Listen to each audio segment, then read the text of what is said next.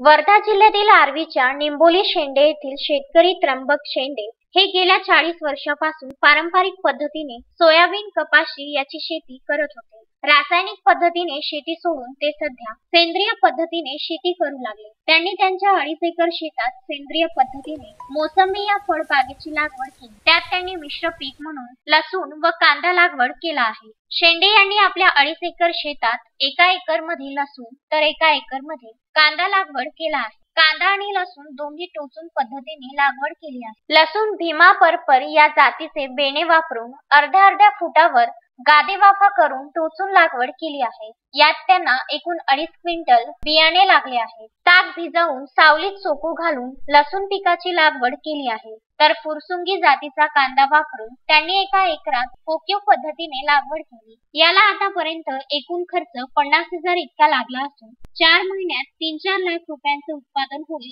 असा अंदाज व्यक्त करीत आहे। माझी 1 हेक्टर शेती आहे। माझ्या शेतीमधलं मुख्य पीक हे माझी मोसंबी आहे आणि यामध्ये मिश्र पीक म्हणून आंतरपीक मी कांदा लसण ऑर्गॅनिक पद्धतीनं माझे वडील त्र्यंबकराव शेंडे हे करत आहे। याच्या आधी इथे सोयाबीन होती। सोयाबीनमध्ये लसण आणि कांदा हे पीक घेतलेलं आहे सेंद्रिय पद्धतीनं। आणि हे मोसंबी माझं मुख्य पीक असल्याने हे साधारणतः 18 महिन्याची झालेली आहे। माझ्या या मोसंबीसाठी मार्गदर्शन निकम साहेब हे इथे मला सेंद्रिय पद्धतीसाठी करतात आणि लसण कांदा या पिकासाठी AEGF ही कंपनी हर्षद सर हे मला नेहमी मदत सेंद्रिय शेतीसाठी मार्गदर्शन करतात।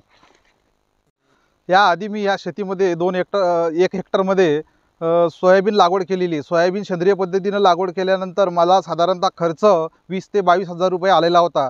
एकूण इथे मला 22 क्विंटल सोयाबीन साधारणतः 90 ते 95,000 रुपयामध्ये मी विक्री केलेली आहे त्याचीवाली।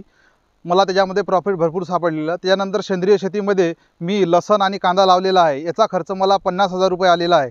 साधारणतः या दोन्ही उत्पन्नामधून मला 4 ते 5 लाख रुपये अपेक्षित आहे। अश्विन शहा, विदर्भ न्यूज, वर्धा।